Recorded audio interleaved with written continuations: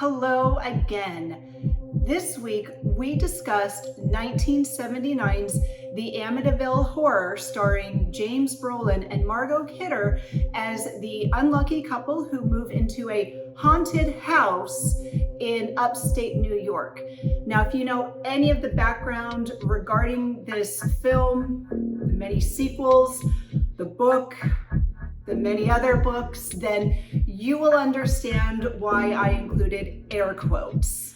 The house at 112 Ocean Avenue is a reported paranormal hotspot of activity that began on November 13th, 1974, when Ronald DeFeo Jr. shot and killed 6 members of his family. Something personally I have never understood is why, after the first shot, other members of his family did not wake up and maybe could have had the opportunity to flee to safety. Maybe there was paranormal activity, maybe they were heavy sleepers.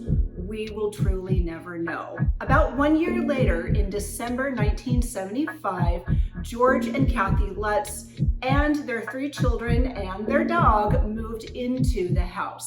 And famously, after 28 days, the Lutzes fled the house, claiming to have been terrorized by a paranormal phenomenon living in the house. Thus enters the cultural phenomenon known as the Amityville horror franchise. So there have been many lawsuits, as you can imagine, regarding the veracity of the claims made by the Lutzes countersuing. So let's get into it. During the course of the first lawsuit surrounding the case in the late 70s, Father Picaro stated in an affidavit that his only contact with the Lutzes concerning the matter of their home had been by telephone. Now, we do see a couple of calls made to the priest from Kathy in the movie, so that I can believe. However, later in the movie, we do see the priest attempt to enter the home only to hear a horrible sound telling him, "Get out!" And so that is where some of the veracity comes into play. In 1979, while appearing in silhouette, he described his experiences in the home on the television series In Search Of. In the interview, Father Picaro makes it clear that he did in fact enter the home and that he was slapped by an invisible force and told to "get out" by a disembodied voice. However, claims of physical damages to the locks, windows, and doors that we see in the movie were rejected by Jim and Barbara Cromartie, who bought the house in 1977 for $55,000. And you know that here at Real Relationships, we love to factor in inflation. So that is equivalent to $266,000 today. Still a bargain, especially if you like supposed apparitions and paranormal activity. So Barbara and Jim argued that the original locks, windows, and doors did not appear to be replaced. So again, there's some claims of who's telling the truth, who's not. They also revealed that the infamous Red Room was a small closet in the basement and would have been known to the previous owners, the Lutzes, because it was not concealed in any way, shape, or form. Now, here's what's always freaks me out about the Red Room. Obviously, it exists. Owners have said that.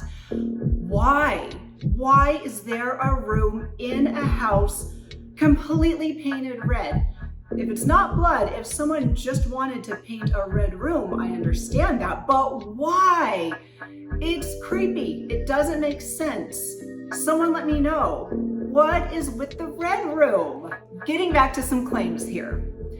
Now, the Lutzes also claimed that while they lived there, they would see footprints of cloven hooves, maybe like a demon.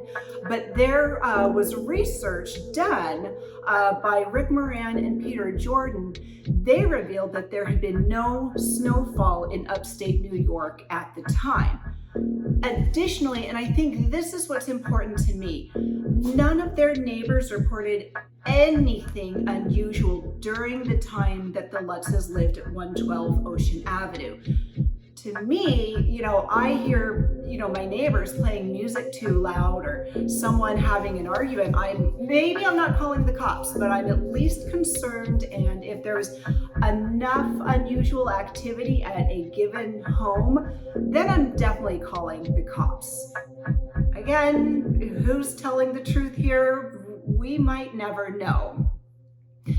Also, police officers are depicted as visiting the house in the movies, but no records showed any police activity or involvement with the Lutzes during the time they lived on 112 Ocean Avenue.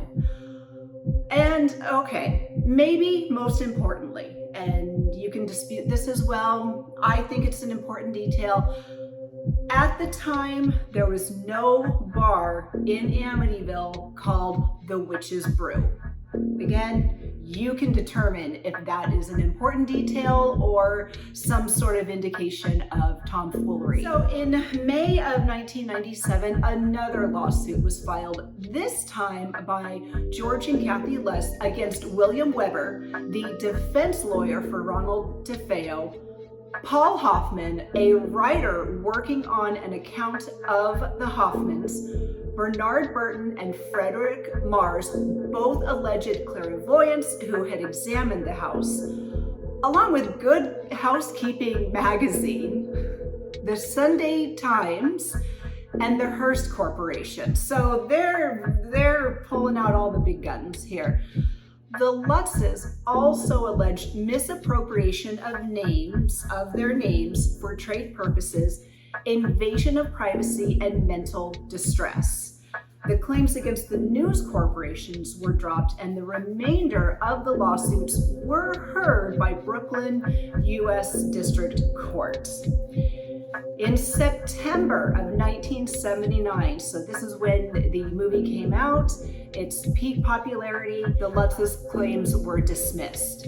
And in a September 17th, 1979 issue of People magazine, William Weber, remember one of the defendants in the case, wrote, "I know this book is a hoax. We created this horror story over many bottles of wine." I mean, not a bad way to create anything, if you ask me. This refers to a meeting that Weber had with George and Kathy Lutz, during which they discussed the plot and structure that would later become the outline of the Amityville horror book.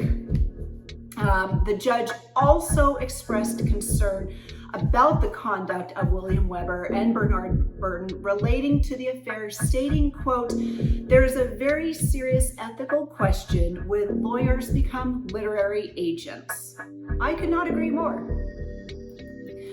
George Lutz maintained that the events in the book and the movie were, quote, "mostly true."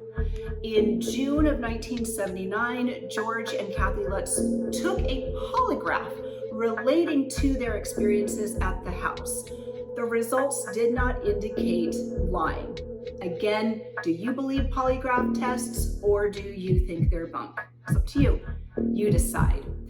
In October of 2000, the History Channel broadcast Amityville: The Haunting and Amityville: Horror or Hoax, a two-part documentary made by horror screenwriter-producer Daniel Ferrens. The debate about the accuracy of the Amityville horror continues. Various owners of the homes since the Lutz family left have publicly reported no problems while living there. James Cromartie, who you might remember bought the house in 1977, lived there for 10 years and said, quote, "Nothing weird ever happened except for people coming by because of the book and the movie." The people and events fictionalized in the Amityville horror series have been the subject of a number of films, none of which we will cover on the Real Relationships podcast. So, these movies include Amityville 2, The Possession, 1982. Amityville 3D, The Demon. You get it? That was in 1983. Amityville 4, Evil Escapes, 1989. Amityville Curse, 1990. Amityville, It's About Time in 1992. Someone explained that title to me. Amityville Dollhouse in 1996. Of course, we have the Amityville horror remake in 2005. Amityville Haunting in 2011. Oh, I'm not done. Amityville Asylum in 2013. Amityville Death House in 2015. Amityville No Escape 2016. Amityville Legacy, also 2016. Amityville Terror, also 2016. Amityville Prison in 2017. Amityville The Awakening in 2017. Amityville Evil Never Dies, 2017. Amityville Exorcism, also in 2017. Sorry, not done. Amityville Murders, 2018. Amityville Harvest, 2020. Amityville Poltergeist, 2020. Witches of Amityville Academy, 2020. Didn't we go through enough in 2020? Apparently not, because there was also Amityville Island in 2020, and most recently from 2021, Amityville Vampire.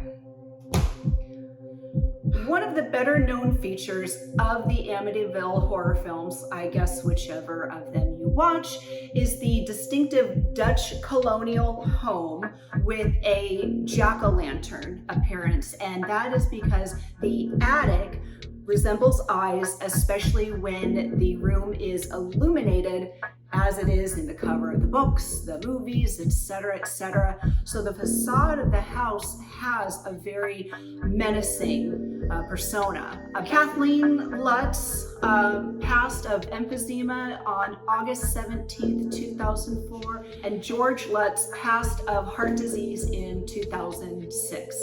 So again, there are some details about their time at 112 Ocean Avenue. We will just never know. During the period the Lutzes lived at 112 Ocean Avenue, Stephen Kaplan, a self-styled vampirologist and ghost hunter, again, draw your own conclusion, was called to investigate the house. Kaplan and the Lutzes had a falling out after Kaplan said that he would expose any fraud that he had found. Kaplan went on to write a book critical of the Lutzes titled The Amityville Horror Conspiracy with his wife Roxanne Sulch, and the book was published in 1995. Famously, on the night of March 6, 1976, the house was investigated by Ed and Lorraine Warren, who you might remember from all of the movies, TV series, shows, books, etc., research that they have done. They are the famous husband and wife, exorcism and ghost hunting team. So they brought a crew with them from television station Channel 5 in New York, and during the course of the investigation, Gene Campbell took a series of photographs, the most famous of which is the demonic boy who is on top of the stairs staring out with glowing eyes. Now, I have my own opinions on the paranormal. I definitely think something happens after we pass away. I don't know what it is. There is something both comforting and scary about an afterlife and spirits, souls, ghosts, existing among us. This picture terrifies me. I don't know what to make of it. As far as I know, it has not been debunked. It is an accurate depiction of what was captured that evening. Everyone there swears there was no one in the house except for the Warrens and the camera crew. Again, draw your own conclusions. I'm scared when I look at that. Later, George and Kathy Lutz appeared with Rod Steiger, writer of the Amityville Horror, on the Merv Griffin Show in 1979 to promote the release of the film. 112 Ocean Avenue was also investigated by parapsychologist Hans Holzer, author of Murder in Amityville, that claims, finally, the whole story. Now, having read this, I can say, still have questions. So he did not tell us the whole story. Spoiler alert. The house known as 112 Ocean Avenue still exists, but has since been renovated and also has had an address and street change because the current owners of the property, along with residents and police forces in Amityville, are sick and tired, or sick to death, of people visiting the home, especially when, as they claim and previous owners have claimed, nothing paranormal has ever happened. So what's real about Amityville Horror? That really depends on who you ask. However, I can tell you with absolute certainty that new episodes of the Real Relationship podcast come out every Thursday. And for the month of October, we are covering horror films, the first of which was Amityville Horror. So come back every Thursday. You can also check out our past episodes. They're not behind a paywall or anything. And listen to all of the films we discuss. In addition, be sure to paint the subscribe button red so you never miss anything. Subscribe on Apple or Spotify or wherever you get podcasts so you don't miss any episode of the Real Relationships podcast. We're also on Facebook and Instagram, so come check us out. We appreciate our listeners. We appreciate our viewers. Thank you so much, and we will see you soon.